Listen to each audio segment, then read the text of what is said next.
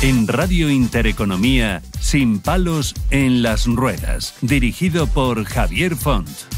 Este programa te lo ofrece tu farmacia de confianza con el apoyo de Vidafarma.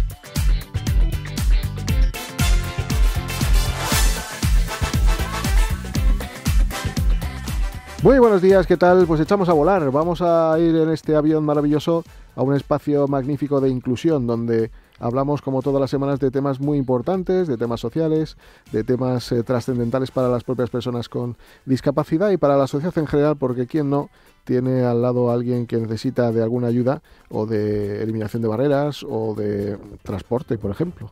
Como hoy vamos a hablar de un tema que queremos poner sobre la mesa, ya que últimamente ocupa distintos titulares en prensa, que es fundamental para miles de personas con discapacidad, sobre todo las que tienen movilidad reducida. Hablamos de la crisis del Eurotaxi, que está extendida por todo el territorio nacional, pero vamos a hablar en concreto de la Comunidad de Madrid, pues porque estamos aquí haciendo el programa y porque han tenido la amabilidad de acompañarnos distintas personalidades para darnos su punto de vista y distintas soluciones que hay encima de la mesa para resolver este problema. Miren, los Eurotaxis son esos vehículos adaptados para personas con movilidad reducida, pues que han sido durante años una herramienta indispensable para garantizar el derecho a la movilidad de quienes más lo necesitan. Sin embargo, en los últimos tiempos el servicio está en una encrucijada muy preocupante. Los datos hablan por sí solos, cada vez hay menos Eurotaxis en circulación. La falta de incentivos, los altos costes de adaptación de los vehículos, la escasez de conductores dispuestos a asumir las condiciones de este servicio, la falta de ayuda de los usuarios, el encarecimiento de los servicios, la falta de regulación de las emisoras y una regulación que no siempre favorece su sostenibilidad han puesto en jaque a este sector. La consecuencia es muy clara. Muchas personas con discapacidad, personas mayores o ciudadanos con necesidades especiales se ven obligados a esperar largos periodos de tiempo para conseguir un taxi accesible cuando no se quedan directamente sin opción de transporte. Un derecho fundamental que debería estar garantizado se está convirtiendo en una auténtica lotería. Pero, ¿quién es el responsable de esta situación? Las administraciones públicas han promovido normativas para fomentar la accesibilidad, pero parece que no es suficiente. La falta de ayudas económicas efectivas para renovar la flota, la competencia con otros medios de transporte que no siempre cumplen los requisitos de accesibilidad y la ausencia de políticas de incentivos claras para los taxistas que optan por un Eurotaxi son factores que agravan el problema, aunque Madrid, como veremos, tiene una excepcionalidad. Desde luego le sumáramos a esto la irrupción de las VTC y la guerra abierta entre diferentes modelos de movilidad, la crisis de los Eurotaxis se vuelve aún más profunda. ¿Cómo es posible que una ciudad como Madrid, por ejemplo, que aspira a ser un referente en inclusión y accesibilidad, estemos permitiendo que un servicio tan vital se deteriore? Es hora que las administraciones, las asociaciones del taxi y los propios usuarios se sienten a buscar soluciones reales como están haciendo en la Comunidad de Madrid. Ahora de ello hablaremos, pero no basta con buenas intenciones ni con discursos vacíos sobre accesibilidad. Se necesitan medidas concretas, subvenciones adecuadas, regulaciones que faciliten la renovación de la flota y, sobre todo, una apuesta decidida por un transporte público inclusivo. Miren, la movilidad no debería ser un privilegio, sino un derecho, y garantizar que todas las personas puedan desplazarse libremente por las ciudades, una responsabilidad que no nos podemos poner de lado nadie. Esto no es solo un problema del sector del taxi, es un problema de todos. Y Madrid, una ciudad que presume de modernidad y progreso, no puede permitirse dar la espalda a quienes más lo necesitan. Seguiremos atentos a este tema y, por supuesto, queremos escuchar sus opiniones, por lo que les dejo un número de WhatsApp por si quieren trasladarnos cualquier impresión que tengan al respecto, más allá de sus vivencias y situaciones que ha podido contemplar en alguna ocasión. Mire, es el 634 57 4387. 634 57 4387. Ahí les esperamos. Empezamos.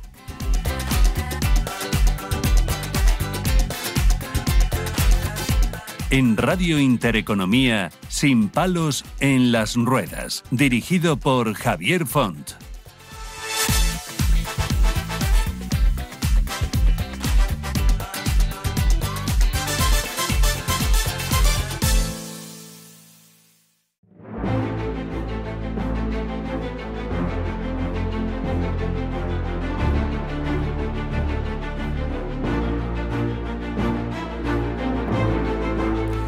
Bueno, pues aquí estamos para tratar un tema que es muy llamativo, que muchas personas con discapacidad están alertadas porque un servicio tan excepcional como es el servicio de Eurotaxi, un servicio puerta a puerta, pues tiene muchas debilidades más que fortalezas, siendo un servicio que puede prestar una ayuda significativa para la inclusión de personas con discapacidad. Hablamos de personas con movilidad reducida, de personas gravemente afectadas, que también quieren ser partícipes de la sociedad, que pueden coger este vehículo para ir a trabajar, para formarse o para disfrutar del ocio, la cultura o el deporte, ¿no? Y en esta ocasión hemos querido invitar en este momento a 4 personas que tienen desde luego mucho que decir, y entre ellos está, vamos a saludar a Luis Miguel Torres Hernández, que es el director general de Transportes de la Comunidad de Madrid. Luis Miguel, ¿qué tal? ¿Qué tal? Buenas tardes. Gracias por venir a vernos. Un placer. También tenemos a María José Aparicio, coordinadora general de movilidad del Ayuntamiento de Madrid. ¿Qué tal, María José? Hola, buenas tardes. Muchas gracias. A Santiago Simón, que es secretario de la Federación Profesional del Taxi de Madrid. Hola, ¿Qué tal? Santiago. Buenas tardes. Y a Óscar Soriano, que es responsable de Reatrans, que es una de las empresas que se encarga de adaptar tantos vehículos que hacen falta para que el servicio se pueda prestar. Y que nos va a contar cosas interesantes de aquí, de fuera de España, en fin, buenas prácticas que también existen. Voy a empezar a preguntarle al director general en qué momento nos encontramos.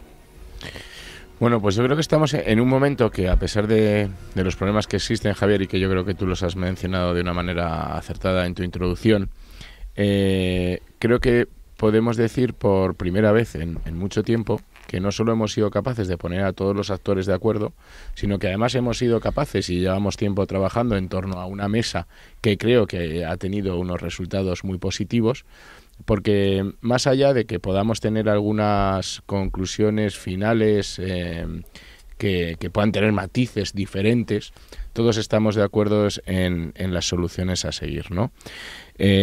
Algunas de esas soluciones han venido de mano de vuestras sugerencias, Javier, de sugerencias que nos habéis hecho llegar, CERMI, FAMA y distintas asociaciones, escuchando por supuesto también a los sectores, a las gremiales del taxi y también a las asociaciones patronales de las VTCs que nos planteaban algunos problemas que estaban teniendo, por supuesto atendiendo a aquello que nos decían personas como Óscar y su empresa Reatrans, que sin ellos difícilmente podríamos tener esos vehículos adaptados, y sobre todo con algo que yo creo que vive un momento dulce, que es la estrecha relación ayuntamiento y comunidad para ponerse de acuerdo en todas aquellas medidas que vienen a solucionar este problema. Y uno de los claros ejemplos que hemos conseguido es precisamente algo que parecía insalvable, y bien lo sabéis en las asociaciones que representáis a las personas con discapacidad y sobre todo afectadas por movilidad reducida. Parecía imposible que una pegatina C pudiese verse exceptuado para desarrollar estas funciones, y es algo que se ha conseguido gracias a esa mesa de trabajo y que ya empieza a tomar forma legalmente con las modificaciones tanto del reglamento de VTC de la Comunidad de Madrid como de las distintas ordenanzas del Ayuntamiento. En definitiva, probablemente no hemos llegado seguro, no se ha llegado a tiempo o podríamos haber intentado atajar entre todos este problema antes, pero desde luego estamos en un punto en el que ya no hay marcha atrás, y son muchas las medidas y que seguro que luego podremos ir hablando con ellas además de este cambio. Por tanto, sabiendo de lo complicado del problema y de lo que supone para el día a día de las personas con movilidad reducida el no poder reservar con cierta anterioridad un vehículo de estas características, creo que debemos de darnos la enhorabuena por el esfuerzo que hemos hecho en avanzar en medidas concretas. María José, ¿cuáles son las competencias municipales en esta materia? Nosotros tenemos las competencias en relación con el taxi. Hay una ordenanza paraguas, digamos, que proviene del reglamento de la Comunidad de Madrid, pero siendo estas ordenanzas podemos abordar muchos de los problemas que han ido generando este servicio deficitario en la ciudad. Ahora mismo estamos iniciando la fase de modificación de la ordenanza del taxi. Ya hicimos la fase de consulta pública, ya hemos hecho la memoria de impacto normativo, que es uno de los documentos más tediosos para cualquiera que trabaje en la administración. En breve se iniciará haya la fase de petición de informes. Y a través de esas ordenanzas podemos regular cosas como lo que ha mencionado el director general, la etiqueta C para los taxis, se incluirá en esa ordenanza. Podemos revisar el sistema de licencias, porque el sistema que tenemos ahora no nos permite obligar a nadie a tener una licencia de Eurotaxi. Es algo que tenemos que incentivar, pero la ordenanza sí nos permite modificar ese sistema de licencias para de alguna forma dejar que solo sea un incentivo y que de alguna manera se pueda promover de otras vías. Entonces, bueno, la ordenanza alcanza la regulación de muchos de los problemas que nos han llevado a esta situación.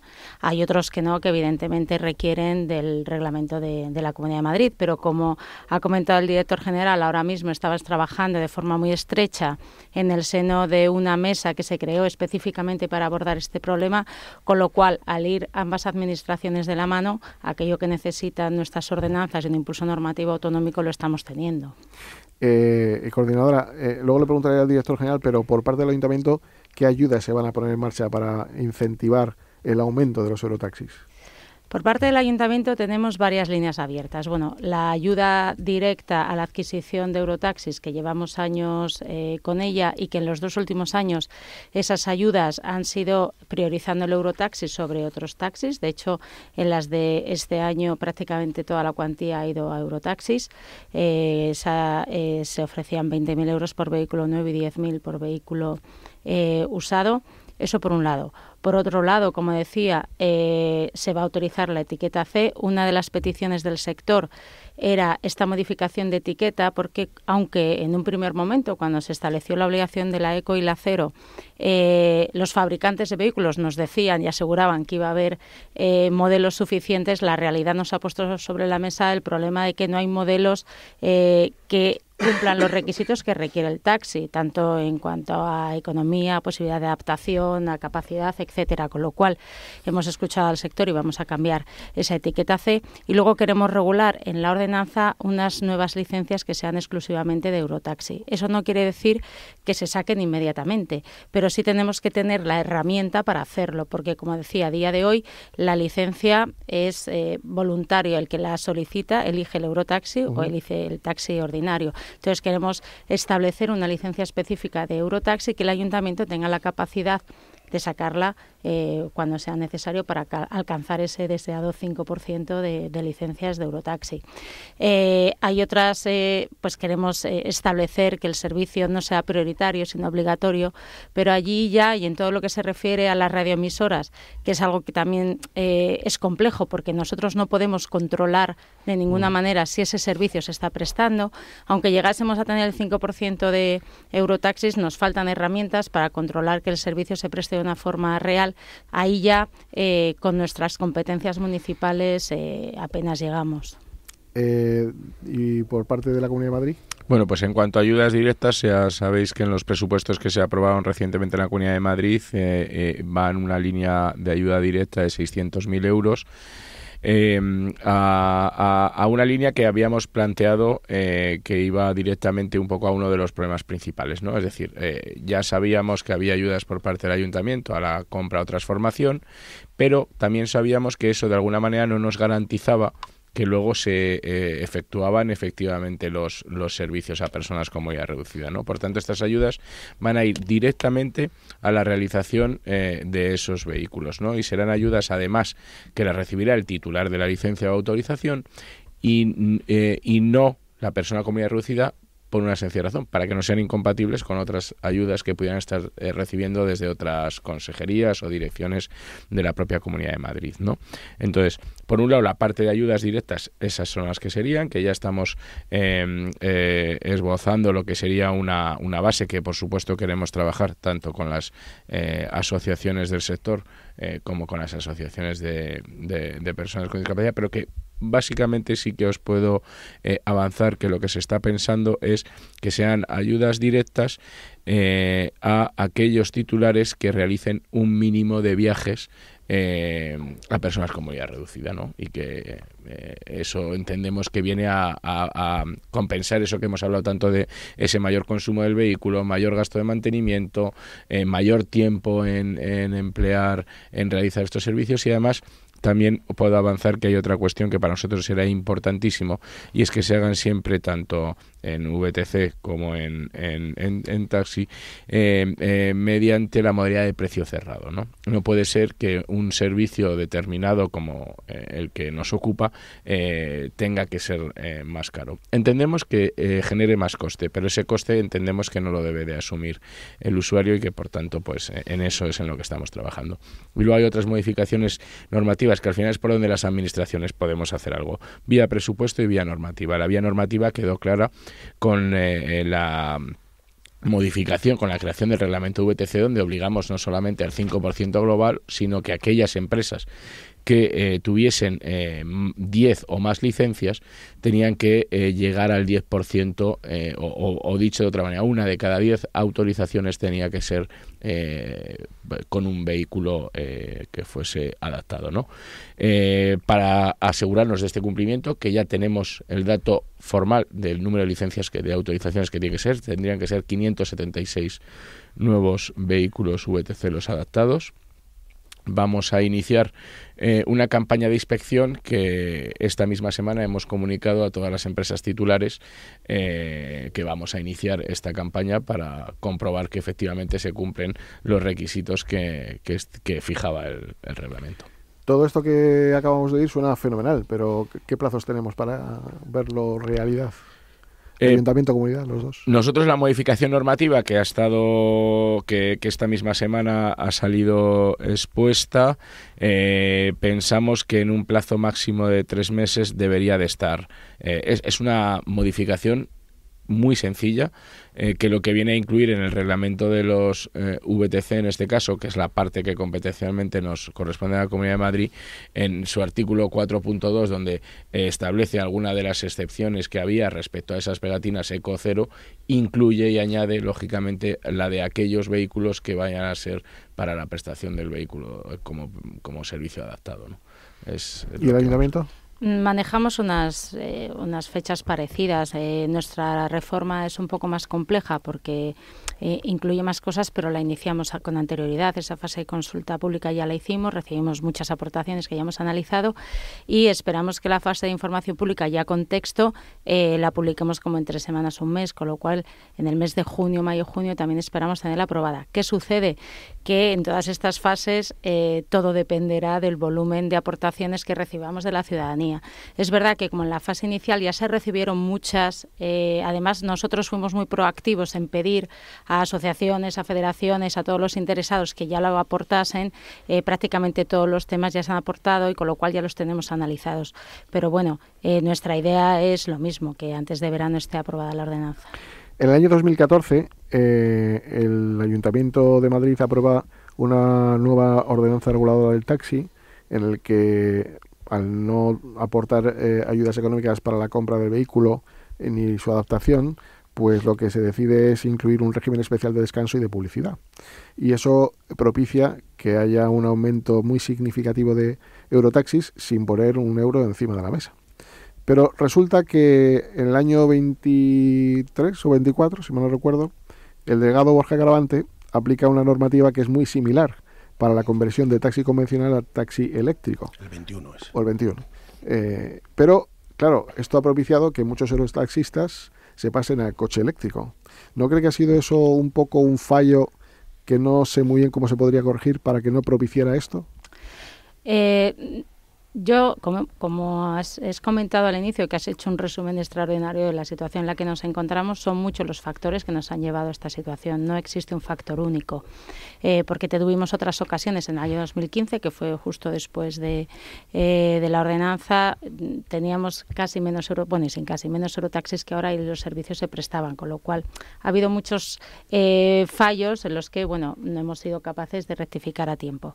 Es verdad que los 7 días del eléctrico surgieron en un momento en el que en la ciudad tenía una emergencia de calidad del aire, se hizo una apuesta enorme por favorecer la electrificación y en aquel momento posiblemente tenía sentido. Es una medida que se nos está pidiendo que revisemos. Es verdad que está regulada por la propia Comunidad de Madrid, pero tampoco sabemos el impacto que ha tenido, porque realmente sobre el total de la flota o de las licencias, que no llegan a 16.000, pero casi hay 700 que sean eléctricos. O sea, tampoco sabemos si ha tenido un impacto definitivo. Pero, como digo, es otra de las medidas que se revisarán, si en el caso de ser necesario, sobre todo de la mano del reglamento de la comunidad. Bueno, nosotros, desde luego, con el contacto que teníamos con los antiguos taxistas que tenían Eurotaxi, nos han dicho que se han pasado muchos a los eléctricos. Pero bueno, es verdad que no hay un estudio fehaciente, pero bueno, podríamos decir que es un efecto directo, ¿no? Quería hacer una pregunta, una exposición primero al representante de la Federación Profesional del Taxi, porque llegó la Navidad, y mucho antes, pero la Navidad fue demasiado intensa para un colectivo de personas comunidad reducida y no se podía reservar, no había vehículos, tampoco había vehículos en una hora, por ejemplo, de petición de servicio. Esto es normal, ¿cómo se puede arreglar? No nos centramos en Navidad, porque esto ocurre durante todo el periodo del año y hay un tema muy importante. ¿Por qué no se puede reservar un vehículo con un margen de 24 horas antes si es un PMR, y si es un vehículo convencional sí se puede hacer? A ver, en primer lugar me gustaría primero explicar un poco los motivos por los que estamos ahora mismo aquí, ¿no? Las consecuencias de algunos cambios normativos que han provocado la situación actual, por lo menos desde nuestro punto de vista, que entendemos que hay que saber cómo se han originado para luego intentar arreglarlos. Nosotros en su momento, año 2021, ya dijimos que iba a ocurrir esto, ¿no? Esa ventaja competitiva que tenían solo los Eurotaxis con respecto al resto de vehículos era motivo suficiente para que los taxistas compraran ese vehículo. El año 2021 se cambia y se permite que también los eléctricos pues puedan trabajar y optar a esa ventaja competitiva de trabajar todos los días. Nosotros lo denunciamos, lo avisamos. En la normativa, en el borrador, no venía se introdujo en una enmienda, o sea que en la memoria de impacto normativo no se tuvo en cuenta eso, ni se valoró ni se estudió. Nosotros ya lo avisamos. Por otra parte, lo que has hecho referencia del año 2014, se hizo ese concurso, incluso se superó el número de solicitantes al número de plazas que había. A nosotros nos pareció una buena opción. En vez de pagarlo al ayuntamiento, lo iban a pagar los propios taxistas, que iban a tener más taxis compitiendo contra ellos, pero bueno, llegamos a esos puntos, ¿no? Y luego se ha dicho una cosa sobre el control. Con ese concurso había una obligación por parte de las emisoras de emitir informes para el ayuntamiento. Nosotros emitimos informes de 0 servicios y no pasó nada. Nosotros no somos una asociación que tenga una herramienta coercitiva con el taxista. Yo no puedo obligar al taxista a hacer servicios, pero ni PMR ni eléctricos de ninguna manera.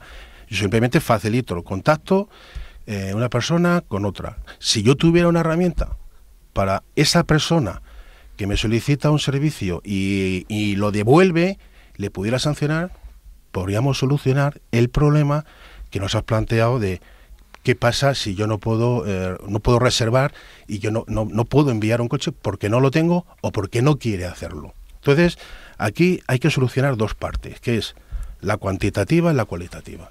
Tenemos que cumplir y llegar a los 580, 600 vehículos, lo que se establezca, pero esos vehículos tienen que hacer servicios, porque nos podemos llegar a un punto que haya 5.000 Eurotaxis y que no hagan ningún servicio. Hay que hacer servicios. Y se puede hacer también de dos maneras, incentivando y regulándolos. Y yo creo que las dos maneras se pueden compaginar perfectamente. Por lo tanto, esta modificación de la ordenanza debería de facilitarnos a nosotros alguna herramienta para que el taxista que no haga ningún servicio, haga 0, yo le informe al ayuntamiento y el ayuntamiento diga: usted hace mal las cosas. Ya sabrá el ayuntamiento, la comunidad, lo que debe hacer. Pero yo no tengo ninguna manera coercitiva para obligar a ese taxista. Y trasladar la ventaja competitiva solo a un vehículo, que sale Eurotaxi. Que ya el reglamento así lo dice. El reglamento, no me acuerdo, el artículo 40 y tantos, habla que solo están exentos, o sea, pueden trabajar todos los días los Eurotaxis. El ayuntamiento al día siguiente tenía que haber puesto la letra a los eléctricos al día siguiente. Porque esas expectativas que tienen algunos taxistas de ir a trabajar todos los días pues se compraron un eléctrico. Coche más eficiente, coche más barato, coche más pequeño, más moderno, más molón, por decirlo de alguna manera, pues que se le han puesto fácil. Y yo creo que igual que se modificó el tema de las 24 horas y el tema de la acumulación de número de licencias sin pasar por ordenanza, el vehículo eléctrico al día siguiente tenía que haberle puesto letra o haberle dado un tiempo para que se hubieran adaptado. Y probablemente, pues ahora tendríamos más de 360 vehículos, porque aquel que tiene la expectativa de aprovecharse esta ventaja competitiva, pues ya no me compro un eléctrico, me compro un Eurotaxi. Y eso tenemos la oportunidad de arreglarlo. O sea, sabemos cuáles son los errores, tenemos a las administraciones que se llevan bien, hemos identificado todo, pues la ordenanza tiene que ser así. Y luego otra cosa que ha dicho la coordinadora de esa modificación de ordenanza para que haya la posibilidad de generar licencias de Eurotaxi, o sea, quiere decir que van a dar más licencias cuando se ha perdido la oportunidad de municipios que estaban fuera del área de prestación conjunta, que se han incorporado a la de prestación conjunta, le pueden haber dicho, bueno, ustedes entran a Madrid con la garantía de que van a tener más servicios, al menos que hubieran puesto un vehículo adaptado. Perdimos esa oportunidad, nosotros presentamos esas alegaciones y oye, pues hubieran sido 20 y tantos coches más. Alguno más, pues hubiera venido. Por alusiones, la coordinadora creo que quiere decir algo. Sí, es que se les ha obligado a los nuevos del área de prestación conjunta a tener vehículos adaptados. Lo que pasa es que no es a tirar el coche que tienen, sino a esperar el momento de la sustitución, que puede ser o cuando tienen los 10 años o antes, pero sí se les está obligando. De hecho, se han incorporado ya algunos al de Eurotaxi. Son pocos, pero sí se les ha obligado. Es que en la resolución yo no lo vi, por eso pues, en la resolución que nos envían a nosotros no lo vi. O sea, sí. Yo no lo hemos visto, si no lo hubiéramos, vamos, pues oye, pues bien, encantado y me parece muy bien, sí. Porque era una de las propuestas que hicimos nosotros. Sí, pues se recogió la propuesta y se incorporó. Y bueno, y es verdad que se han incorporado algunos y tenemos pendientes de incorporar otro, ya digo, a medida que se vayan cumpliendo las fechas para la sustitución. En cuanto al control, es que en la ordenanza nosotros no somos competentes para regularlo. Nosotros también tenemos informes que pedimos a la radioemisora y la verdad es que se nos cae el alma a los pies porque el 25% de los Eurotaxis, y no voy a descender al número mínimo, hace menos de 50 servicios al año. Es terrible, pero ¿qué sucede? Que nosotros no le podemos pedir a la radioemisora si ese señor estaba en activo o no, si estaba cogiendo otro vehículo. Muchos de ellos están obligados a estar de alta en la radioemisora, pero pueden coger gente por la calle. Entonces nosotros no tenemos una herramienta jurídica para acreditar que se atendió a otro servicio y no de forma prioritaria al PMR. Entonces, cuando hemos intentado iniciar procedimientos sancionadores, no hemos tenido la capacidad. Es otro de los temas que estamos hablando y viendo cómo se puede regular, pero nosotros, nuestra competencia, no tenemos esa capacidad, pero es verdad que sí nos dan datos, pero exclusivamente con el dato de servicios atendidos. Se podría establecer dependiendo de la población con necesidades de movilidad, tantos vehículos, se podría establecer un número clauso y decir, al menos usted haga, no sé, 25 servicios al mes, ¿no? Y yo creo que a partir de ahí, si tenemos un número, pues ya podemos manejar y nosotros facilitamos, pues este coche ha hecho 3, el ayuntamiento tiene 3, ya no hay que decir que se estaba haciendo otro, no, es que 3, eso es que no se dedica a lo que se tiene que dedicar. El sector de las personas con discapacidad siempre ha abogado porque sea un servicio abierto a todo el mundo, pero con prioridad a personas con movilidad reducida, porque siempre hemos entendido que posiblemente era mucho más amortizable, más enriquecedor, más atractivo, y es así, es la realidad. Sí. Entonces, yo creo que hay otras fórmulas de control, y ahora te voy a preguntar por lo que no me has respondido, que por qué no se pueden reservar servicios con un plazo superior o al menos de 24 horas, cuando antes se podía hacer y ahora no. Porque no te lo puedo garantizar, ¿sabes? Hacemos una prueba, yo llamo a Teletaxi y reservamos un vehículo y mañana no hay, y me matas. ¿Pero cuántos hay, coordinadora? ¿Cuántos Eurotaxis hay en Madrid? Coordinadora, ¿cuántos hay 360 aproximadamente. Bueno, 360. ¿Y servicios cuántos se hacen en Madrid al día? Bueno, pues muchísimos. Digo, de PMR. No, de BMR no lo sabemos. No lo sé. Yo no tengo el dato pues de nuestra emisora. Hay más emisoras, luego están las aplicaciones y todo eso, pero me temo que no lo sabe nadie. El no podré garantizar, hombre, yo sí, mañana te lo mando. Vale. Mañana te lo mando. Vale. Eso sí lo puedo saber. Los que se hacen al día, sí. Lo que pasa es que ahora mismo, pues ese dato no lo tengo. Pero el no poder, por parte de nuestra emisora, garantizar que te va a llevar un coche, que te va a llegar un coche, es muy frustrante, y luego también para nosotros.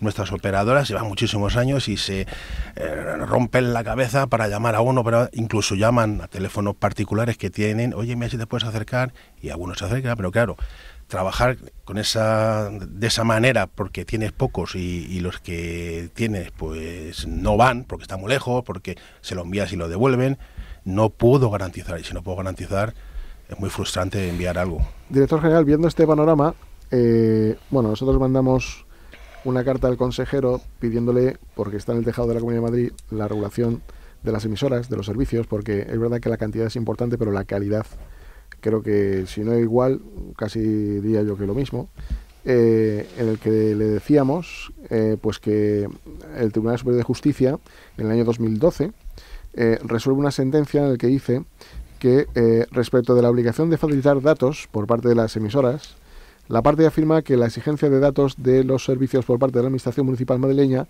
o los titulares de las licencias queda fuera de su competencia, toda vez que la Ley 2098 y su reglamento no recogen esa posibilidad.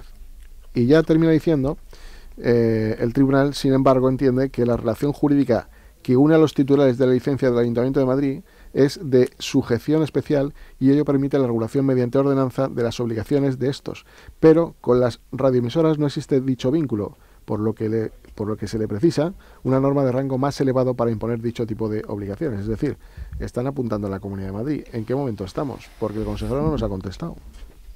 Bueno, nosotros es raro, porque el consejero, sabéis que además entre sus obligaciones es precisamente la de presidir la Comisión de Accesibilidad de la Comunidad de Madrid y que estuvimos reunidos a final de año, y es una de las ocupaciones que hacemos con especial interés y prestando toda la atención que merece por muchas razones. A ver, quiero decir que habrá sido seguro algún problema puntual, porque es raro que no haya respondido. No pasa nada. ¿Con qué tenemos que regularlo, tenemos que regular las plataformas, pero además es verdad que, claro, aquí ahora estamos intentando analizar un sector que es mucho más que solo la parte del vehículo adaptado, pero centrándonos específicamente en la problemática del adaptado, ¿no? Por tanto, a veces tratar de explicar por qué hemos tomado decisiones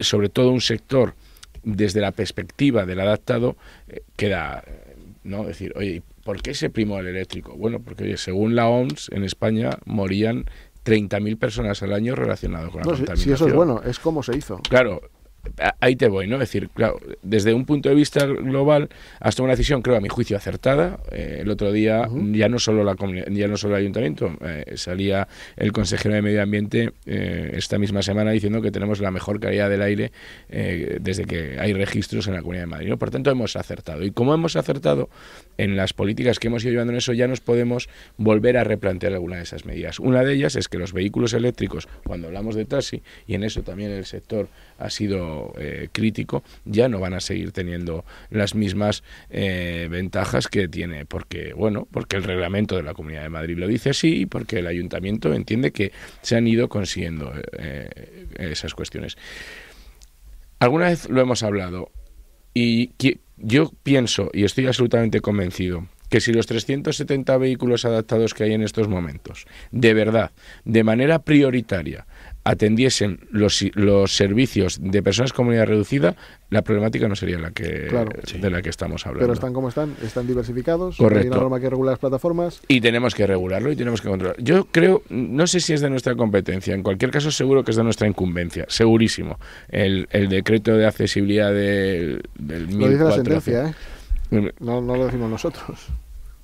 Es decir, vamos a ir a ello, sabéis que son nuestros compromisos. Es verdad que nos estamos enfrentando a muchas modificaciones normativas relacionadas con este sector y hemos visto una oportunidad que puede ser interesante a través de esta última normativa de esta última creación de la ley de movilidad que hemos iniciado en la Comunidad de Madrid, donde podamos verlo. En cualquier caso, entre medias, también pensamos que esa exigencia que alguien había mencionado antes de un número mínimo de servicios al año, sí que vamos a poder exigirlo de manera positiva a través de esta subvención. Oye, mira, yo te voy a dar la subvención al año siempre y cuando me garantices que haces 3 servicios a los que ahí es donde tenemos que sentarnos entre todos y ver cómo podemos hacer. Porque yo creo que vamos en una buena dirección. Oye, que vengan 576 nuevos vehículos, en este caso desde la VTC, pues yo creo que también es positivo, ¿no? Y todo eso, bueno, pues nos va a generar que se vayan solventando estas cuestiones. Yo creo que también hay un problema que viene dado por una parte positiva, ¿no? Es decir, probablemente hace 20 o 25 años casi la única manera de moverse siendo una persona con movilidad reducida era el taxi. Claro, a la vuelta de esos 20-25 años, con inversiones que superan los 450 millones de euros en la Comunidad de Madrid y tenemos un metro, por ejemplo, que es el tercero, cuarto a nivel mundial y el primero en Europa de accesibilidad, empieza a generar que hay otras alternativas y que tú lo has dicho al principio, Javier, que no está siempre como debiera, pero que hemos mejorado mucho en la accesibilidad del transporte público en general. Eso ha ido generando que vaya habiendo, y más con los precios que tiene el transporte público en la Comunidad de Madrid, que vayan generándose otras alternativas. ¿Eso qué hace a su vez? Bueno, pues hace menos interesante probablemente las alternativas del taxi adaptado, pues porque no había tanto trabajo como antes o por las circunstancias que se fueron. Entonces ahí también estamos analizando otras iniciativas que podemos llevar a cabo. Por ejemplo, que desde el punto de vista turístico, si somos capaces de que la región de la Comunidad de Madrid traslade esa imagen de que es una ciudad amigable con la discapacidad, con la movilidad reducida, que somos capaces de tener un sistema de movilidad necesario, pues a su vez iremos también retroalimentando o alimentando el interés comercial que también tienen que tener quienes hacen un esfuerzo, porque no pensemos en grandes empresas solamente, que a veces es un pequeño autónomo que tiene que plantearse si gastarse 24.000 euros en un taxi o gastarse 50.000, que puede ser la diferencia entre la coma. Por tanto, todo eso tenemos que verlo. Tenemos que ver cómo somos capaces a través de las asociaciones, por ejemplo, somos capaces de organizar flujos de trabajo, de colaboración, por ejemplo, con centros como el Zendal, donde hay una demanda continua de vehículos por el trabajo que se está haciendo específico. Es decir, tenemos que, además de todas estas cuestiones normativas que sin duda, si no las controlamos, está claro que hay veces que no todo el mundo cumple, la mayoría suele cumplir, pero en este caso es verdad que otra de las cosas, y lo hemos hablado, hemos hecho inspecciones específicamente centradas en el vehículo adaptado, y la parte positiva es que todos van mejorando ese mantenimiento también de las rampas, ese mantenimiento de los anclajes y de todas las cuestiones necesarias, pero sí que es verdad que detectamos que no se hacen todos los servicios que nos gustaría. Por tanto, tenemos que mejorar las maneras de controlarlo. Una de ellas principal, sin duda, es que seamos capaces las administraciones de acceder casi en tiempo real a la información de lo que está pasando en las emisoras, por lo que te decía, es decir, si de manera preferente ya es lo que es. De manera preferente lo que quiere decir es que si tienes un encargo, no puedes rechazarlo y hacer otro, no, tienes que hacer ese y luego hacer otro. Entonces, en el momento que ya eso seamos capaces de verlo de una manera fluida, unido al aumento de la oferta, pues yo estoy convencido que lo vamos a conseguir. Ahora, eso sí, Javier, y eso parece que, claro, pedir un esfuerzo de aguantar la respiración cuando llevas ya 2 minutos aguantándola es mucho más problemático, ¿no? Pero sí que tenemos que tener paciencia. Estamos en una recta final clara en la que se están materializando y haciendo tangibles modificaciones normativas. En los presupuestos de la Comunidad de Madrid como en los del Ayuntamiento van pintado, como decimos, los importes necesarios para subvenciones.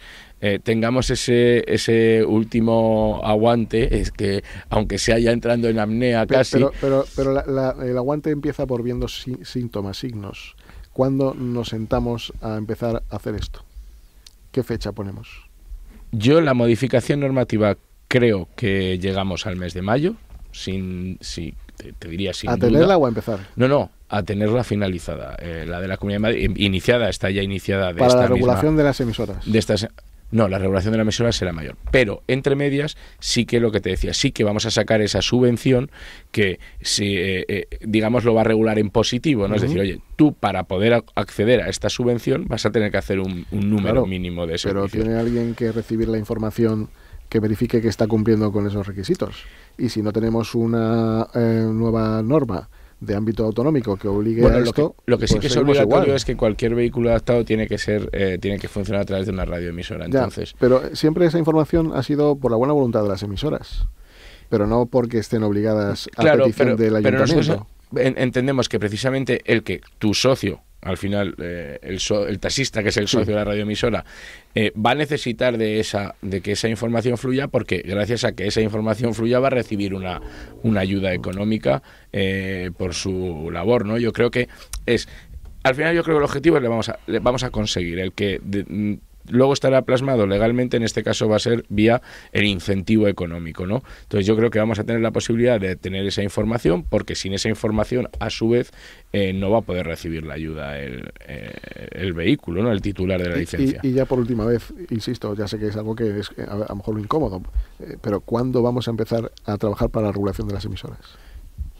Bueno, eso si lo queremos hacer como pensamos que es lo adecuado dentro de la ley de movilidad, pues llevará, o sea, la ley de movilidad no va a estar antes de finales de año.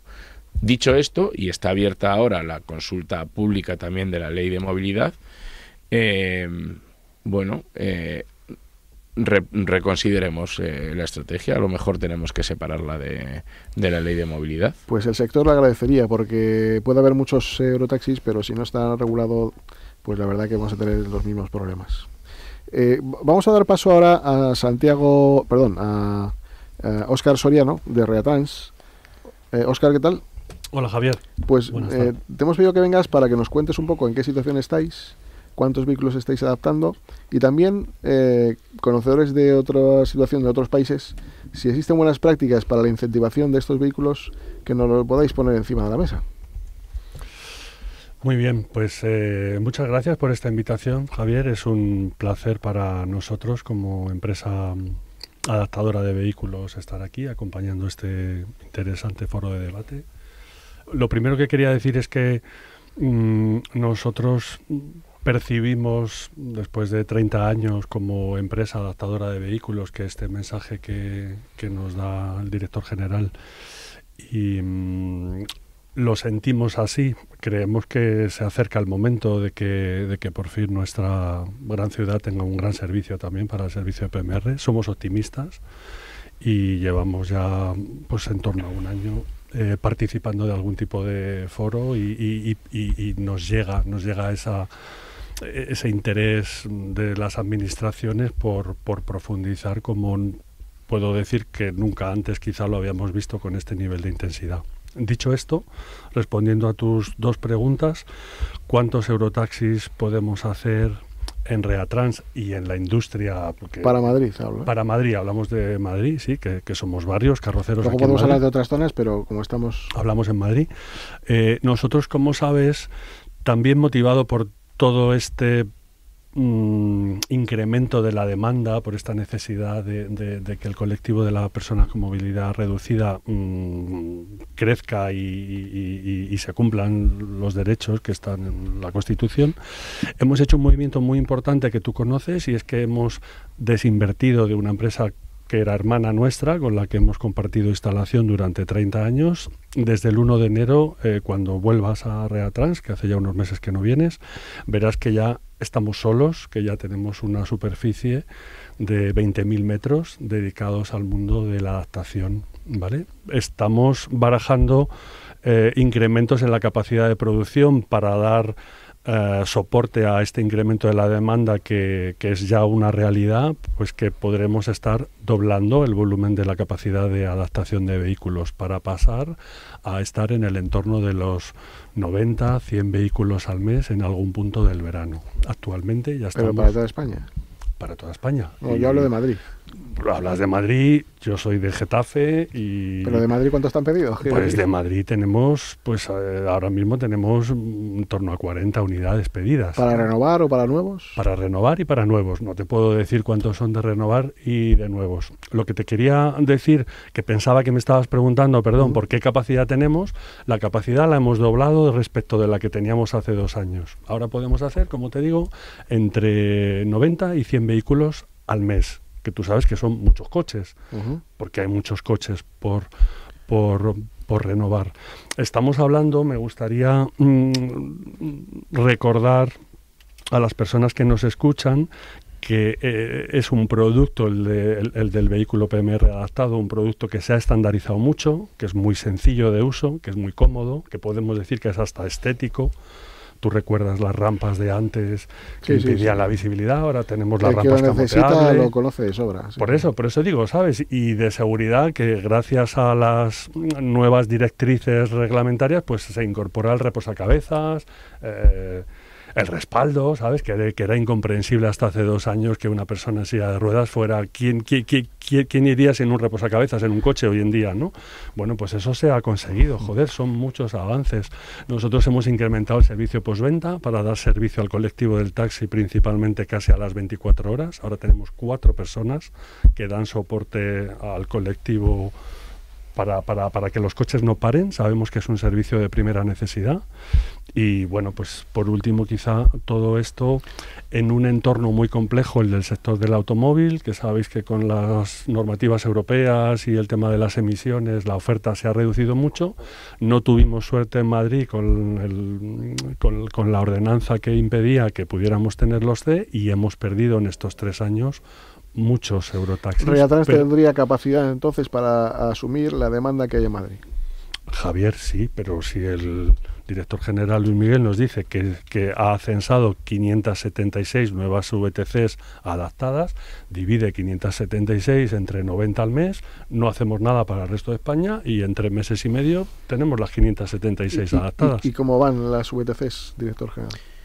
Pues esta misma semana hemos comunicado que vamos a iniciar la campaña específica de inspección. Tenemos ya censadas las 85 empresas que se ven obligadas a este 10%. Y estamos ya iniciando... Lo digo porque el día 1 de enero tendrían que estar ya todas adaptadas, ¿no? Correcto, sí, así es.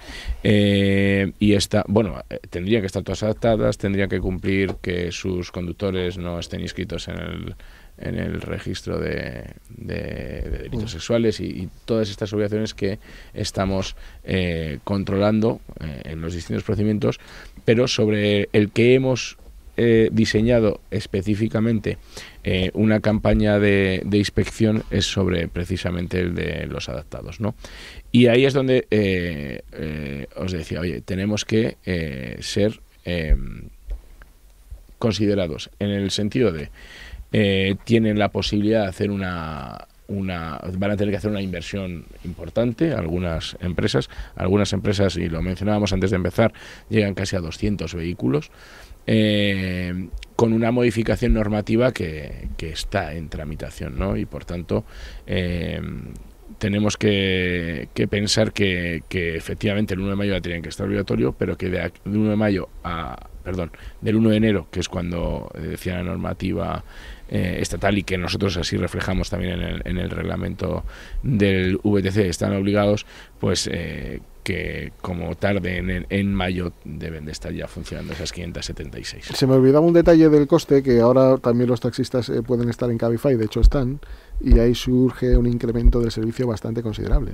Estamos hablando de entre un 40 y un 60%, mismo recorrido, distinto vehículo, adaptado o no adaptado. Lo digo una vez más por la necesidad de regular, Javier, todo eso. Eso sí que además, y estos micrófonos son una oportunidad que no podemos dejar de aprovechar la administración. Y que además me consta que las asociaciones en eso están igual de acuerdo. Los precios del taxi se fijan, y además en esta última ocasión, por primera vez en la historia, yo creo, o al menos de lo que me decían los que lo recordaban, por unanimidad de todos los participantes en la comisión de precios están fijados. No solo los precios máximos, sino incluso los descuentos que se pueden. Por tanto, si en alguna ocasión alguien detecta eso a través de esa cuenta de correo que fijamos gracias al trabajo, que llamen directamente al servicio de inspección del ayuntamiento, al de la comunidad, porque eso es denunciable. O sea, es decir, de la misma manera que no te puede ofrecer un taxi que salga desde la M30 y vaya al aeropuerto un servicio por menos de 33 euros, no te pueden ofrecer el mismo servicio. Pero bueno, eso está tasado. Me refiero a que, por ejemplo, el vehículo puede venir con el tope máximo que estima la propia ordenanza municipal. 5 euros. ¿Vale? Pero hablo del final del recorrido. El final del recorrido es un 40 o un 60% mayor. Es decir, la recogida se cumple, pero el final del recorrido es 40-60% mayor. Y eso ocurre en los taxis que están en Cabify. Entonces, yo creo que esto es un poco la jungla y algo habrá que hacer para regularlo.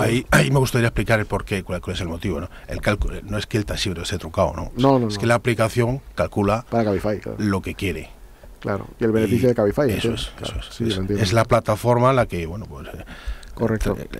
Calcula, bueno, pero eso lo hace con las VTCs. Correcto, pero al final, también con el taxi, que la práctica es totalmente ilegal, pero... Claro, pero es que no nos podemos olvidar que el servicio de Eurotaxi es un servicio que nace desde una perspectiva de atención social prioritaria y después la de negocio, por supuesto, pero la prioritaria es la social, ¿no? La que cubre esa situación en la que debe decir al director general que sí, que el metro es accesible, pero no todo, que hay autobuses que sí son accesibles en Madrid, pero los interurbanos no lo son, que Renfe es un auténtico desastre.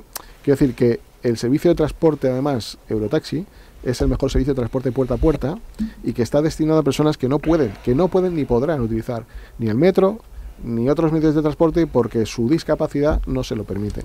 Y sin esa perspectiva, si no la perdemos, desde luego podremos hacer cosas muy interesantes. Y no podemos perder a Javier, pero un tema que a mí sí me importa respecto a esto último que hablamos de los precios. A ver, el precio del taxi no puede estar sujeto ni al logaritmo, o sea, es el que es.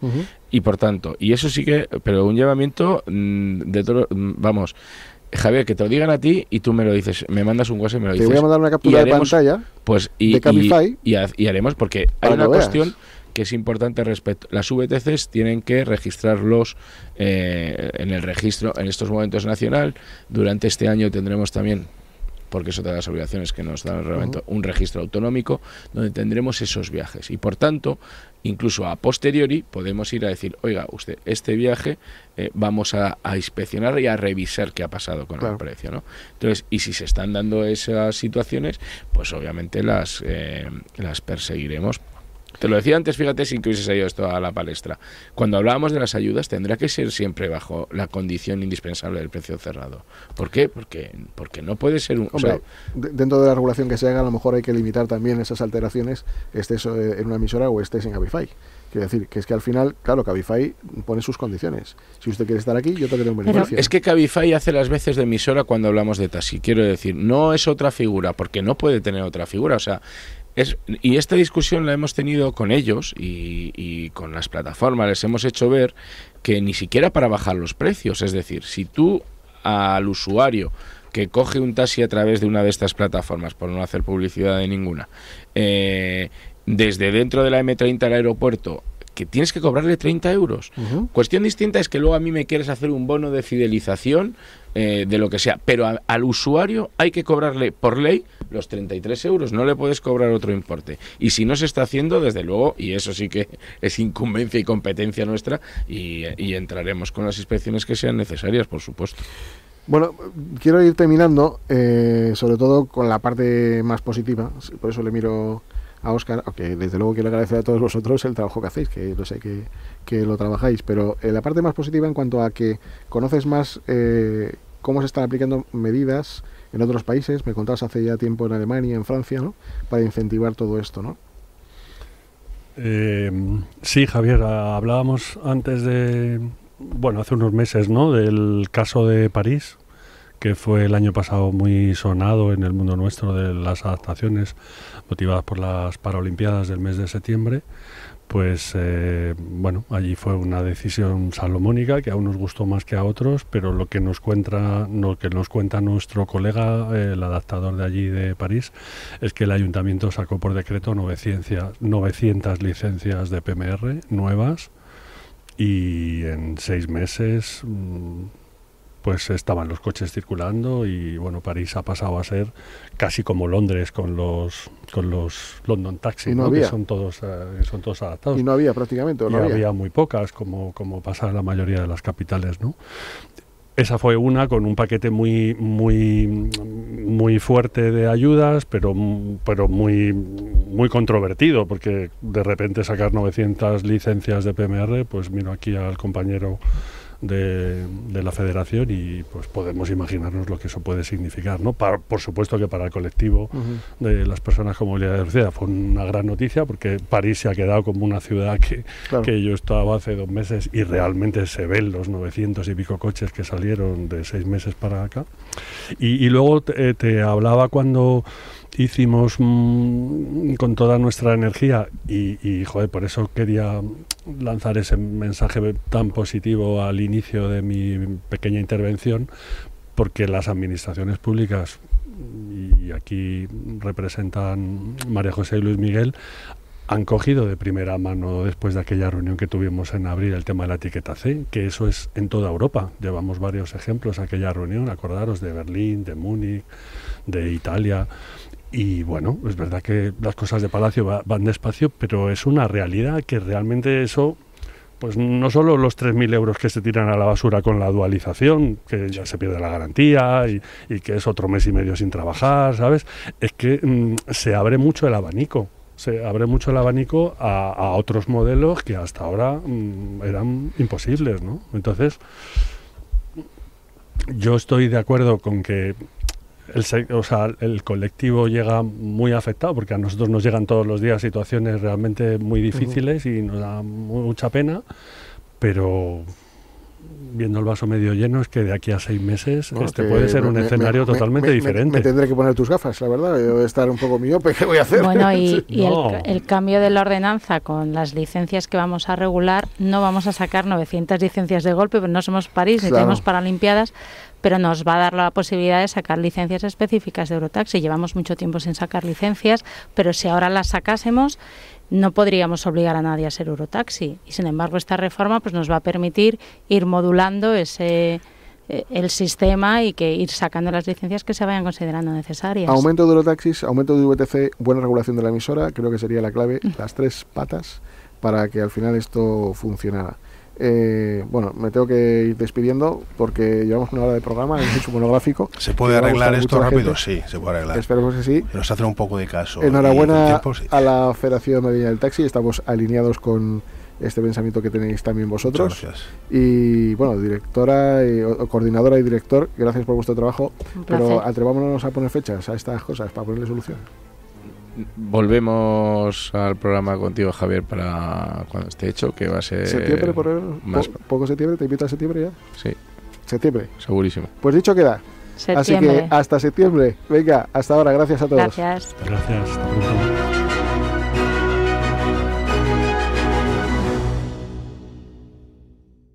En Da Salud, tu bienestar es nuestra prioridad. Ofrecemos atención de enfermería, cuidado para personas dependientes, fisioterapia y podología en Madrid. Todo sin salir de casa. Mamá, ya han llegado los chicos de Da Salud. Confía en Da Salud. Da Salud. 651 441 021 o dasalud.es. ¿Has pensado en cambiar tu bañera por plato de ducha? ¿Asearte se ha convertido en un desafío por las barreras? Confía en los mejores. En Ecoducha di adiós a tu bañera sin obras ni molestias. Acaba con todas las barreras y disfruta de la ducha con más garantías y seguridad. Trabajamos con los mejores fabricantes de platos de ducha, mamparas y accesorios para personas con movilidad reducida. Llámanos e infórmate sin compromiso en ecoducha.net o en el 91 36 73 86 4. El Teatro Real estrena una nueva producción de La vida breve, la ópera que inauguró su gran reapertura en 1997. Vive la obra maestra de Manuel de Falla en un programa doble con el estreno mundial de Tejas Verdes, nueva creación del español Jesús Torres, con la dirección escénica de Rafael Villalobos, del 13 al 22 de febrero. Entradas desde 18 € en teatroreal.es.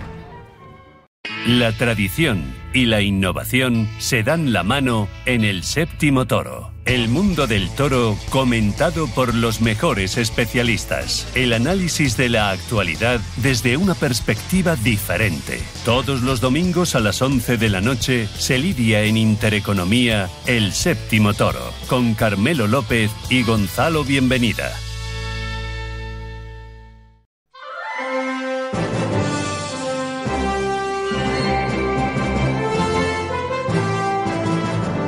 En Radio Intereconomía, Sin palos en las ruedas.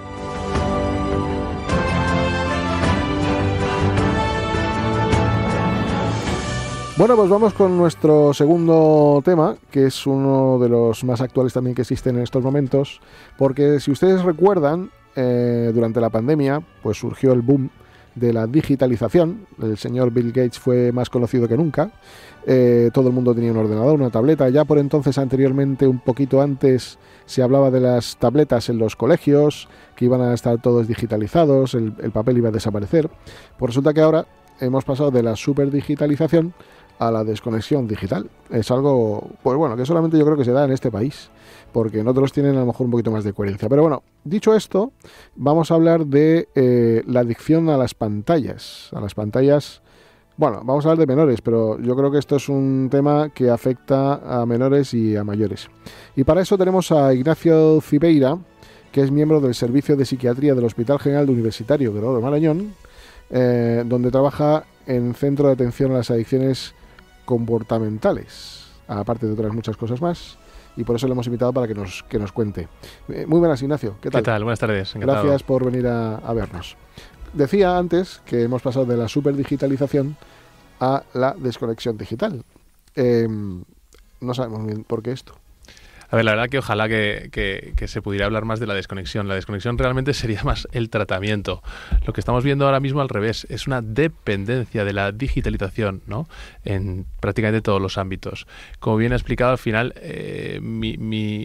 sobre todo mi población, sobre todo a la que me dedico, es la infanto-juvenil, que tiene una mayor vulnerabilidad, ¿no? en la interacción con este medio digital. Entonces, nuestro trabajo fundamentalmente es darle sentido a qué digitalizar y sobre todo prevenir, ¿no? un adecuado uso de las tecnologías y riesgos asociados a las mismas. Yo la verdad que voy a veces un poco entristecido, lo hemos comentado en una ocasión aquí en el programa. Desde el coche a veces veo cómo en los autobuses la gente ni se mira, ni se habla, ni se ve a los ojos, van mirando sus móviles. Incluso algunos se hacen loco para no levantarse del asiento y dejar a una persona mayor haciendo que habla o escribe. Bueno, son cosas que ocurren en este siglo, que para mí son incorrectas y estamos perdiendo calidad de vida y de ser humano, ¿no? Pero, ¿en qué medida, cómo afecta el uso excesivo de las pantallas a la neuroplasticidad del cerebro, tanto de menores como de mayores? Inicialmente vamos a centrarnos en la época en la que precisamente el cerebro se desarrolla, que sería hasta los 25 años, y podríamos hablar de que afecta en todos los ámbitos. Yo como psiquiatra, el ámbito mental es el que más me puede preocupar, pero no nos olvidemos que el ámbito físico es muy evidente también. Se han triplicado las tasas de miopía, el ámbito de la obesidad por el sedentarismo que genera pues el aislamiento del uso tecnológico, pues también es significativo. Entonces, yo hay 3 pilares sobre los que fundamento el problema. El problema es que empezamos a ser sujetos menos capaces. Tenemos una pérdida de funcionalidad, ¿no? El momento de desarrollar esas habilidades se está ocupando por un espacio en el que las tecnologías no posibilitan esa funcionalidad. El segundo es la pérdida de libertad. Estamos viéndonos totalmente secuestrados por un mundo tecnológico que al final piensa por nosotros, al final nos dirige y al final nos hace ver lo que podemos llegar a necesitar. Y el tercer punto, que es el que por lo cual también existimos nosotros, es que nos genera una pérdida de salud, ¿no? Afecta a la capacidad de disfrutar, afecta a la felicidad y en sujetos vulnerables, población infanto-juvenil lo es por ende, pero también mucha población adulta puede potenciar pues sintomatología ansioso-depresiva, aislamiento social, fobias y bueno, otras comorbilidades.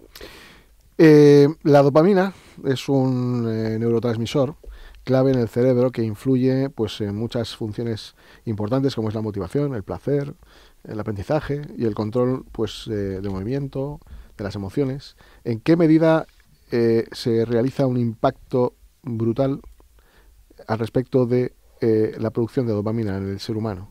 Me alegro de la pregunta porque precisamente el origen de nuestro departamento también tiene como sentido el darle un enfoque biológico, ¿no?, al porqué de este uso responsable, al porqué de los riesgos asociados a un uso abusivo de las tecnologías. Y precisamente el neurotransmisor estrella sería la dopamina. Estamos viendo que estos medios tecnológicos, que por otra parte yo no quiero demonizar su uso, me parece que es perfectamente posible llevar un uso adecuado de estos medios y la verdad que favorecen muchas veces lo que es la interacción en la sociedad y lo que es su uso, puede ser algo a tener en cuenta. Pero vemos que no tienen competencia. El estímulo y la descarga dopaminérgica que generan es imbatible, ¿no? Por otra parte es un estímulo gratuito, accesible, fácil, ¿no? No tienes ni siquiera que salir de tu casa, solo tienes que enchufar un botón para adquirirlo.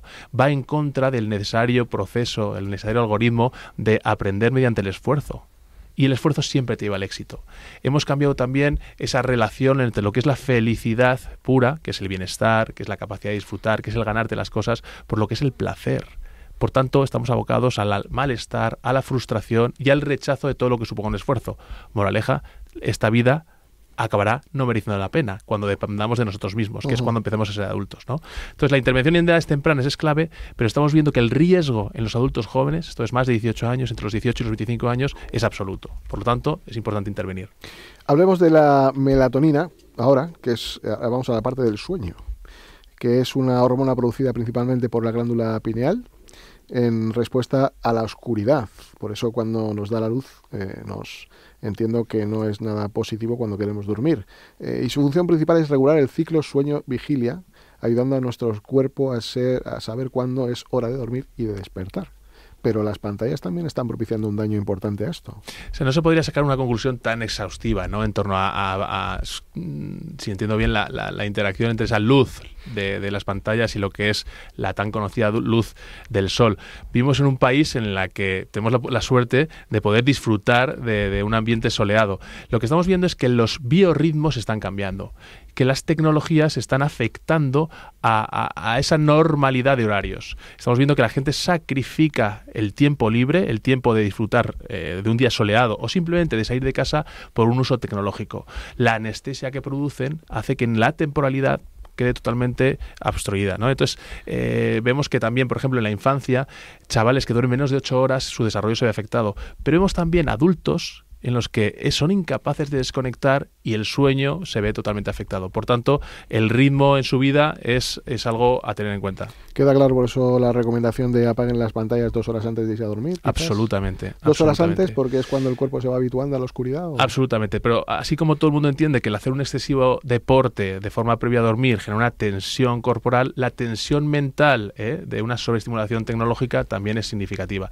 Tampoco podemos generalizar, ¿no? O sea, es evidente que podemos ver una serie, que podemos tener una pequeña interacción tecnológica, pero que no sea algo generalizable y que no sustituya procesos tan normalizados como lo de que es el favorecer el descanso.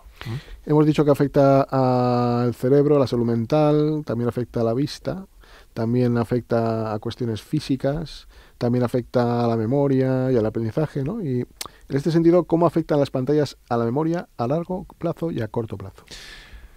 A ver, aquí también podríamos diferenciar, ¿no? O sea, repito, no es demonizar el objetivo de nuestra intervención. Nosotros lo que queremos es priorizar procesos pedagógicos que incluyen, por ejemplo, eso que comenta, ¿no? que es aprender a memorizar desde la base.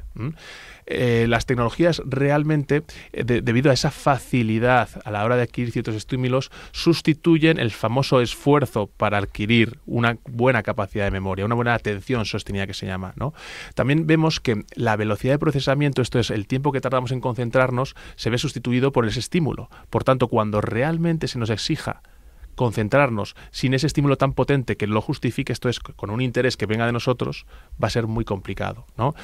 Ahí también existen unos medios tecnológicos que se llaman los Serious Games, que todavía no están comercializados, que nos pueden permitir incluso de forma terapéutica ayudarnos a concentrarnos. Por eso digo que no es una cosa extrema.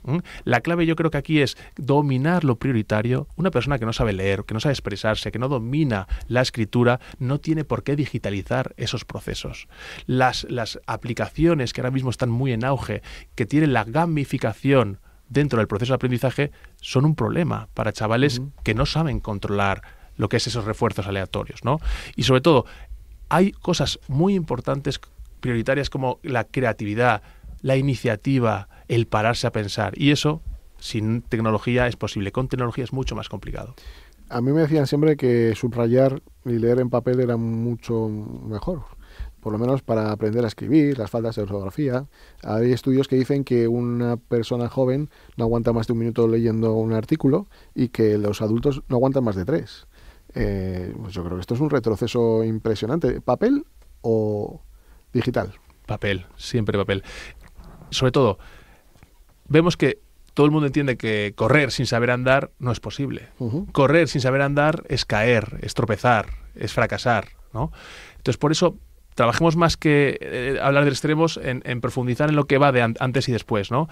Hay que dominar el papel, hay que dominar la escritura, hay que dominar el lenguaje, la transmisión de un mensaje para poder enfrentarse a ese ente tecnológico que, por otra parte, sinceramente, creo que no exige tanta preparación como sí que exige la lectura, la escritura, incluso la expresión oral, ¿no? Entonces, creo que es importantísimo que el que no domina el papel no tiene prisa por acceder a lo tecnológico. Y genera adicción, porque uno si sale, puede salir casi desnudo si quiere y no se entera, pero si sale sin el móvil... Es un medio potencialmente adictivo, correcto. O sea, nosotros lo que estamos denominando y valorando es las personas vulnerables, ¿no? Entonces, la población infanto-juvenil es, por ende, vulnerable a este medio potencialmente adictivo.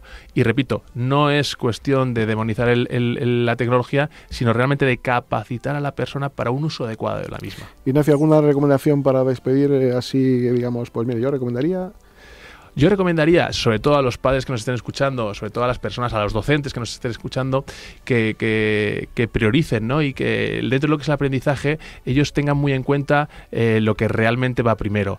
Yo recomendaría supervisar esa relación tecnológica, ejemplificar desde lo que es la autoridad y lo que es un uso adecuado de las tecnologías y sobre todo limitar el acceso en etapas tempranas. Los riesgos y las voces sensacionalistas siempre hablan de categorías. A mí no es las horas que utilicemos, es el acceso indiscriminado a un contenido que no es siempre fácil de gestionar. ¿A qué edad un móvil? ¿A qué edad leer? ¿A qué edad jugar? Eso te lo puedo decir. ¿A qué edad un móvil? Hay que conocer a la persona, pero nunca antes de educación secundaria. ¿Y con control parental? Siempre. ¿Hasta los 17? Nunca antes de educación secundaria. Vale. Y siempre conociendo a la persona. Lo digo porque esa madurez ojalá estuviera categóricamente escrita. Estamos hablando de que ahora esa adolescencia temprana, esa adolescencia tardía hasta los 18 años, se puede prolongar en algunos sujetos hasta los 29, 25 y otros ni siquiera maduran, ¿eh? Entonces, por eso digo que procesos prioritarios. Si se duerme 8 horas, si se hace deporte, si se socializa, si se tiene esfuerzo mental, tecnología, adelante. Pues ahí está Ignacio Cibeira, miembro del Servicio de Psiquiatría del Hospital General Universitario Gregorio Marañón, una voz autorizada que nos cuenta estas cosas, que le agradecemos de haber venido para explicárnosla y que tanto nos preocupa porque está generando mucha adicción, muchos problemas de salud mental. Bueno, gracias y seguramente si tienes a bien algún día volveremos a hablar de todo esto, que seguro que da mucho recorrido. Muchas gracias, encantado. Gracias, Ignacio, hasta.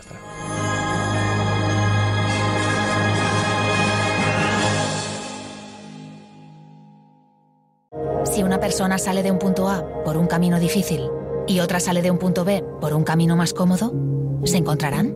Acompañamos a personas en situación vulnerable desde la infancia hasta el final de su vida, porque nosotros no creemos en las coincidencias, creemos en las oportunidades.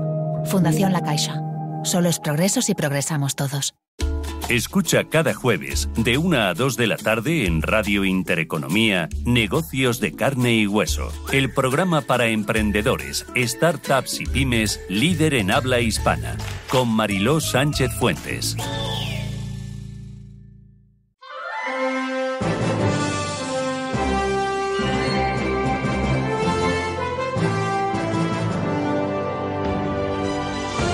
Este espacio se lo ofrece Ecoducha, la forma más segura de ducharse.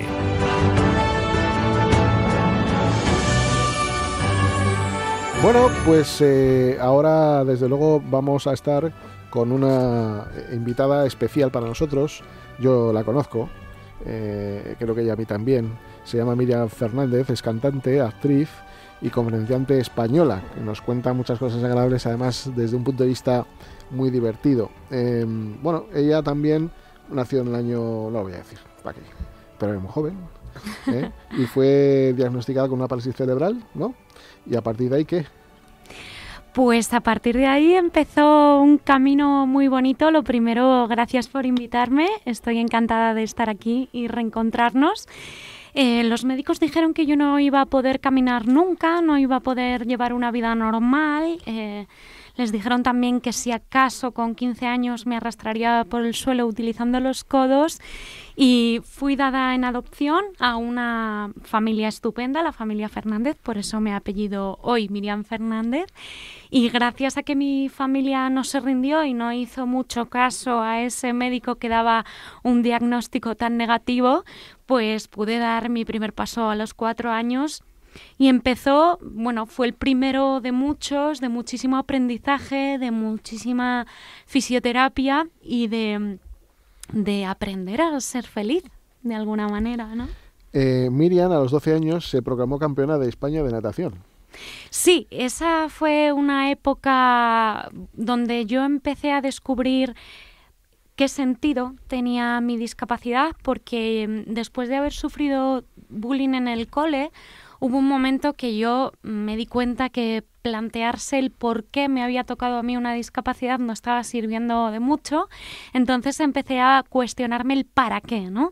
El para qué soy así. Y de alguna manera, cuando tú empiezas a saber que lo que tienes es para algo y que no eres así por casualidad, es cuando empiezas a creer en ti, a tener sueños, metas, aspiraciones y ganas de luchar realmente por las cosas. Y fui primero a una competición de natación contra niños que movían perfectamente las piernas y perdí, lógicamente. Si ellos mueven 4 extremidades y yo solo 2, perdí. Pero dije a mi hermana Charo, le dije, Charo, esto del deporte a mí me ha gustado. Sí. Además, empezaba a tener una edad como ya para intentar gustarle a los chicos. Digo, este deporte tiene que ser un filón. Y me apunté a la Federación de Deportes para Personas con algún tipo de discapacidad. He de decir una cosa, tengo que ser sincera. Nada más entrar al equipo me enamoré de un chico, de su sonrisa. No tenía piernas, pero tenía una sonrisa que a mí no estuvo mal, entonces, me dejó embaucada. Entonces yo os puedo decir, para que os hagáis una idea del pavo que tenía, iba a nadar con la raya del ojo pintada, ¿vale? Me decía mi hermana, pero ¿no te das cuenta que eso es contraproducente, que entras divina y sales como un mapache? A mí me daba igual.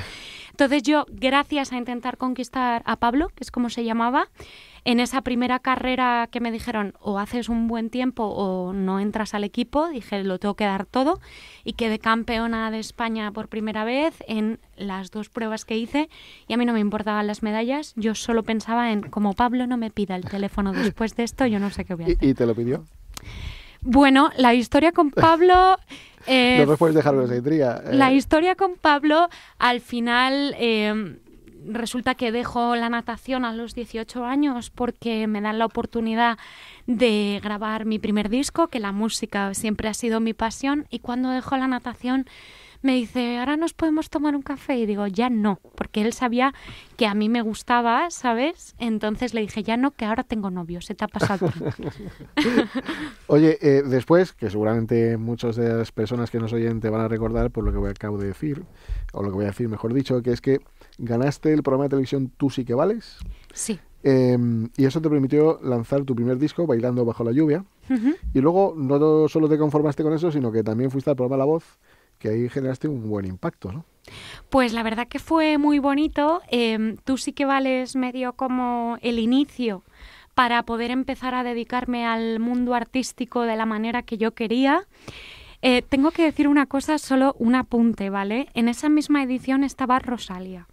Que esto siempre me gusta decirlo porque, a ver, ahora es una estrella mundial y poder haber dicho, oye, que en su momento gané a Rosalía, es una cosa que a mí, oye, pues me gusta Hay que decirlo, sí, sí. Y a los Camelo.semos, que cantaban una canción que se llama Jonathan, que no te metas pa' lo hondo, que tú no sabes nadar. Ellos eran, vamos, lo petaron, ¿no? Sí. Y luego, pues sí, me presenté a La Voz, simplemente porque me apetecía vivir la experiencia de cantar en un escenario que bueno, desde casa se ve grande, pero es que en persona impone más todavía. Y si alguien quiere saberlo, me fui con Luis Fonsi porque es el único que puede ir a mi ritmo. Despacito, gracias. Oye, y después has estado dando charlas TEDx, sí, ¿no? Y diste una que se llama Transformar tu realidad, que fue la que digamos que te propició que superaras el 1.000.000 de visitas, ¿no? Sí, bueno, es que TED es una plataforma internacional de conferenciantes y, bueno, me ha permitido dar muchísimas conferencias en Latinoamérica, en muchísimas partes de España. ¿Y es otro para qué? Porque desde que empiezo a compartir mi historia, de repente me ocurren cosas muy bonitas, que es, bueno, tengo 1000 anécdotas, pero de pronto una vez una niña en Bilbao me miraba con cara seria y yo le decía, ¿qué te pasa? Y no me respondía. Y le decía, ¿qué te pasa? Y de repente la niña rompe a llorar, me abraza. Me doy cuenta en ese momento que la niña tenía una discapacidad y me dice, es que pensaba que las personas como tú y como yo no servíamos para nada, pero me has enseñado a sonreír, ¿no? Entonces dije, si lo que nos ha pasado lo podemos poner al servicio de los demás, qué maravilla.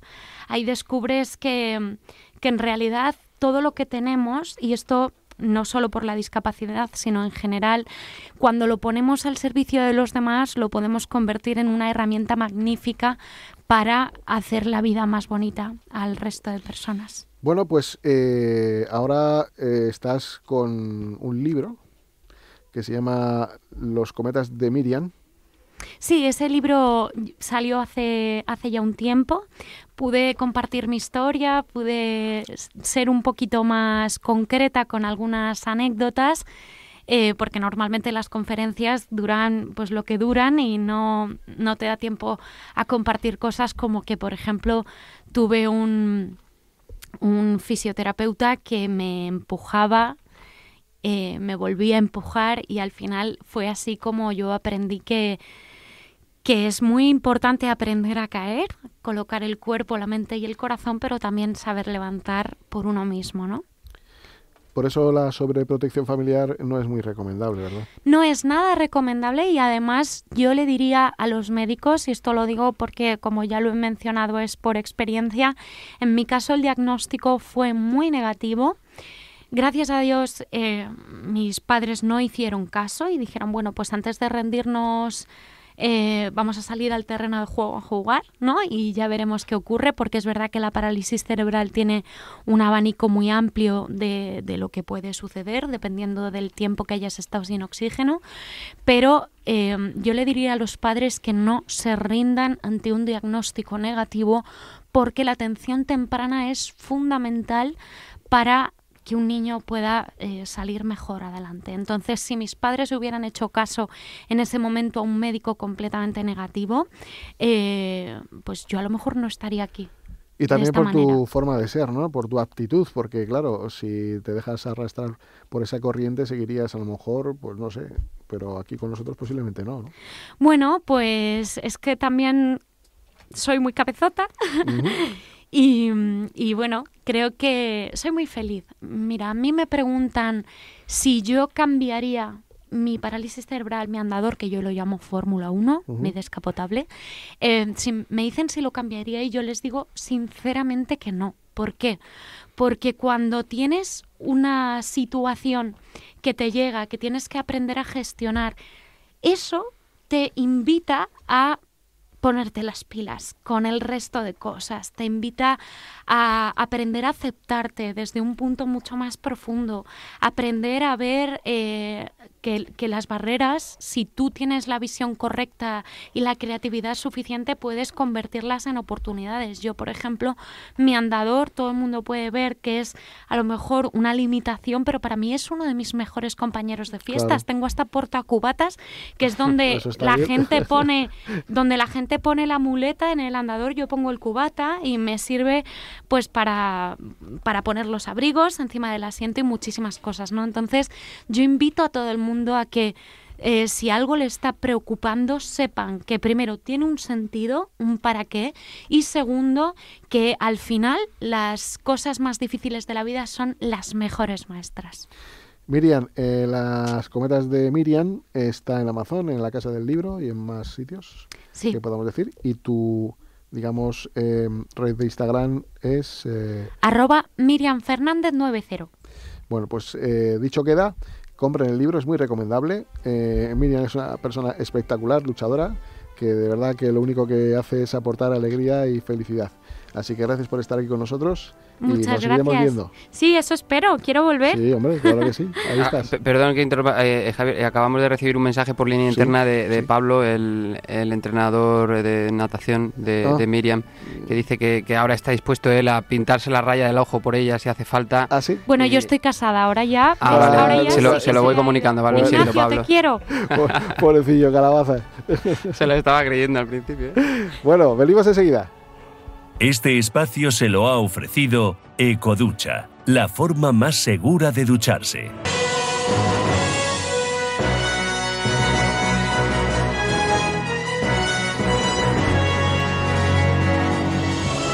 Bueno, pues ya vamos acercándonos al final, pero no por ello va a ser lo menos importante, sino lo más alegre, bonito y que nos va a hacer reír. Como siempre, nuestra estrella Tony Antonio en el plato. ¿Qué tal, Tony? Bueno, hoy he venido yo, mi padre se ha quedado en casa. pero le hará ilusión escuchar que aún así le has nombrado. Le quiero tanto a tu padre que al final me confundo, pero bueno, es igual. Aún así, en el mundillo de artistas de la época de mi padre, que tengo contacto con muchos por él, me llaman muchos Tony Junior. Aunque sea Tony Melero, entonces bueno, pues sigo siendo Tony Antonio Junior, puedo ser perfectamente. Y a mucha honra, además es un figura, no para. Sí, no para. El otro día sacaron una noticia del año 1970. Bueno, al lío, que nos echan de aquí ahí a patadas. Ya, Tony ya los 20 ahí ya no los cumplía. Bueno, vamos con un par de noticias. Vamos, como siempre, es que nos gusta aquí traer una nacional y una internacional. Vamos con la internacional. Esta semana pasada se han entregado los premios Grammy y allí pues en el fotocall y demás, aparte de los premios que se han dado, lo que ha sido más nombrado, publicado en revistas, sobre todo redes sociales y demás, no han sido los ganadores de estos Grammy, sino Kanye West y Bianca Censori, que no sé si lo habéis visto, pero por poner en antecedentes a los oyentes que nos estén escuchando sobre esta noticia, pues Kanye West y Bianca Censori son una pareja cuanto menos peculiar, podemos decir, y ella iba con un vestido negro y en mitad del fotocall, que además por lo visto no estaban invitados, esto también hay que decirlo, ni premiados ni nada, en mitad del fotocall él le dijo a ella que se diera la vuelta y se quitase el abrigo, lo hizo, lo dejó caer y se quedó, dicen que tiene un vestido transparente, pero si lo ves de lejos parece que está desnuda completamente. Entonces el que lo haya visto lo entenderá, si no, buscarlo que me entenderéis. Entonces ya esto se ha convertido en habitual, no es la primera vez que la lían, ya de hecho una alfombra roja de Kanye West y Bianca Censori en la que no la líen es como ir al cine y no comprar palomitas. Efectivamente, eso te iba a decir. Está bien la película, pero no es igual. Te falta algo. Por cierto, tengo un amigo, fui con él al cine hace poco, de estos que le gusta contar los finales de las películas. Los spoilers que se dice ahora. Joroban, por no decir otra Eso cosa, es, pues estábamos en mitad de la película y me dice, mira, esta la vi la semana pasada, verás cómo en esta escena el protagonista no entra al bar. Digo, pues si la ha visto tendrá razón. Va a la escena, entra el protagonista al bar, le pegan una paliza, puñetazo para arriba, nariz rota, hombro dislocado, sale cojo. Digo, pero al salir, digo, ¿cómo me has dicho que no entraba si tú lo habías visto? Y dice, hombre, pues porque la primera vez que le vi se llevó tal paliza que dije, esta segunda ya no va a tener narices a entrar. No entendía muy bien el método cinematográfico. Pues no. Pero el caso que Kanye West, seguimos con esta, ¿verdad? Seguimos con esta, vale. En un minuto nos echan. Vale, no, era por cambiar de noticia o hacer esta más larga, vale. Pues seguimos con Kanye West, que digo que ya había hecho alguna, de hecho, si no era este vestido era muy parecido a algún otro que yo le he visto, porque no dejaba lugar a la imaginación, o sea, se veía todo. Y Bianca Censori, pues lo mismo se empezar a llamar Bianca Censura, porque la van a censurar en más de uno y dos países, y a mí me recuerda, este es de los desnudos más nombrados, se puede decir, de los últimos tiempos, y yo quiero hacer un llamamiento del desnudo menos comentado de la historia, que para mí es el desnudo, y os vais a quedar helados, el desnudo de la abuela de Caperucita. ¿Conocíais este desnudo? Muy poca gente habla de él. No. Pues, Caperucita, no voy a contar el cuento rápidamente, pero al final del cuento, hago spoiler para el que no se lo sepa, lo siento, el lobo se come a la abuela y se come a Caperucita, pero antes de eso se ha puesto el camisón de la abuela, con lo que la abuela, cuando sale de la tripa del lobo, está en pelota picada, estaba como Bianca Censori, que además la señora pues ya le dijo al cazador, es que esta es la nueva moda de los pijamas, no es que esté de nueva. Le dijo, pues plánchelo usted, señora, que está arrugado. Bueno, se lió una, así que nada, habrá que decir a Bianca Censori que se ponga una caperuza roja. Bueno, pues Toni Melero, ahora sí, lo he dicho bien. Ahora sí. Papá, ven, que te necesitan. Oye, un placer, gracias por estar por aquí y nos vemos pronto. Gracias. A los demás que nos escuchan, que vuelvan a hacerlo y que sean muy felices. Hasta la semana que viene. Este programa te lo ha ofrecido tu farmacia de confianza con el apoyo de Vidafarma.